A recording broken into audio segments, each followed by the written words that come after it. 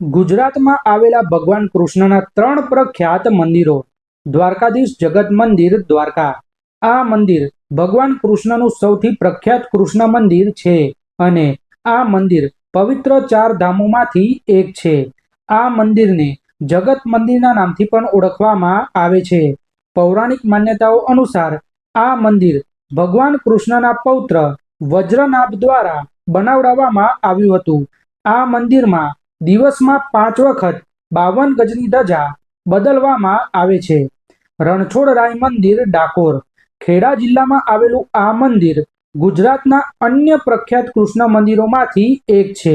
અહીં ભગવાન કૃષ્ણ રણછોડરાયના રૂપે પૂજાય છે અને દર મહિનાની પૂનમે અહીંયા ભવ્ય મેળો ભરાય છે. શામળાજી મંદિર. આ મંદિર અરવલ્લી જિલ્લામાં મેશ્વો નદીના કિનારે આવેલું છે.